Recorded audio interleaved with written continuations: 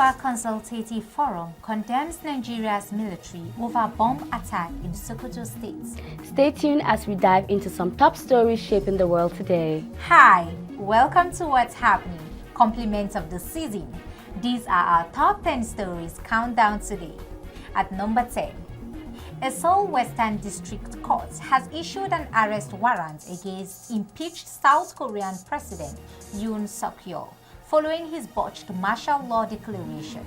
It is the first time authorities have sought to detain a sitting South Korean president. It is unclear when authorities would attempt to take Yeol into custody. January 6 was given as the deadline to execute the warrants. At number 9, former Manchester United star Wayne Rooney stepped down as Plymouth manager on Tuesday after just 7 months in charge of the championship strugglers. Rooney lives with Plymouth rooted to the bottom of the second tier following Sunday's 2-0 defeat at relegation rivals Oxford. Plymouth sits 4 points from safety after winning just 4 times and losing 13 of their 23 league games following Rooney's appointment in May. At number 8, Governor Umo Eno of Akwa Ibom has signed the 2025 budget of 955 billion naira into law. Speaking shortly after the ceremony in Uyo, Eno commended the State House of Assembly for the expeditious passage of the appropriation bill. He said that the thoroughness and speed in the passage of the budget exemplified the synergy between the executive and the legislature. The governor called for continued collaborations between all arms of government to ensure effective delivery of democracy dividends to Akwa Ibom people. At number 7, in a bid to guarantee supply securities at affordable prices for its customers, Adova PLC, one of Nigeria's major integrated downstream oil and gas businesses, has agreed to a bulk purchase framework with Dangote Refinery. This was revealed in a statement by the head of brands and corporate communications, Adova PLC, Grant Onome. According to the statement, the partnership will see Adova PLC take off a full slate of petroleum products from the refinery. The development comes following the recent commencement of crude oil refining by Dangote Refinery, Port Harcourt Refinery and Warri Refinery. At number 6, the Nasarawa State Governor, Engineer Abdullahi has suspended the chairman and members of the state's Teachers Service Commission over an illegal recruitment of over 1,000 teachers in the state. The governor had earlier in the year approved the recruitment of 1,000 teachers and recently directed the payment of all their entitlement, but the directive was greeted by a public outcry of non-payment. During a meeting of officials of the State Ministry of Education, the chairman and members of the Teachers Service Commission admitted to employing more teachers than the approved 1,000, making it over 2,000 without due approval.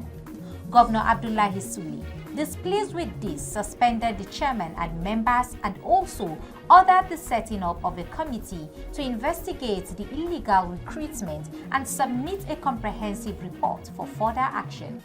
At number 5, riding on the back of domestic borrowings by the federal government from the private sector, Nigeria's broad money supply increased by 51% year-on-year to 108.96 trillion naira in November 2024. According to the Central Bank of Nigeria's Money and Credit Statistics data released, the increase was from 72.03 trillion naira in the corresponding period of 2023. Broad money supply represents cash and demand deposit as well as saving deposit, money market deposit, and time deposit. This resulted in a 91% year-on-year rise in net domestic credit of 115.6 trillion naira in November 2024 from 60.5 trillion naira in the corresponding period of 2023. At number 4, the Ogun State Police Command has arrested 2 suspects for alleged theft and recovered stolen items in separate incidents, Punch Metro report. The police public relations officer, SP Omolola Udutola, in a statement on Tuesday, disclosed that operatives from the Idani division apprehended one Sadiq Adebayo for allegedly stealing burglary proofs from an uncompleted building in the Umutu Anyare community. The stolen items, valued at 150,000 naira each, were reportedly sold to a scrap dealer, Rabiu Ismaila in Idode, Ago Iwoyi. The PPRO assured the public that the suspect would be charged in court upon completion of investigations.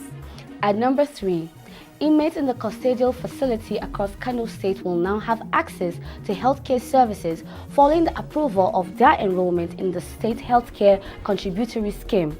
The initiative aimed at providing comprehensive health coverage for inmates was announced during a visit by Dr. Rahila Aliyu Mukhtar, Executive Secretary of the Kano State Contributory Healthcare Management Agency, to the Kano State Command of the Nigerian Correctional Services. According to a statement signed by the Command's Public Relations Officer, CSC Musbahu Nasarawa, the visit underscored the state government's commitment to improving the welfare of inmates. And at number 2, the Federal High Court in Abuja has okayed the Economic and Financial Crimes Commission (EFCC) application to freeze 24 bank accounts domiciled in different banks over allegations bordering on terrorism financing. Justice Emeka Mwiti, who granted the application after EFCC's lawyer, Martha Babatunde, moved an ex parte motion to the effect, gave the commission the go-ahead to freeze the account for 90 days pending the conclusion of investigations. And at number 1, the Arewa Consultative Forum has strongly condemned the military bomb attack on the Silame Community in Sokoto State, which resulted in the death of 10 persons and injured several others. The forum also called for a probe into the attack and equal compensation of the victims. The ACF National Publicity Secretary, Professor Tukur Mohammed Baba, in a statement described the attack, which occurred on Christmas Day, as one mistake too many. The group also expressed concern over the military's response to the attack, particularly the statement by a spokesman that the attack was on a planned target. That's all for today. See you next time on What's Happening.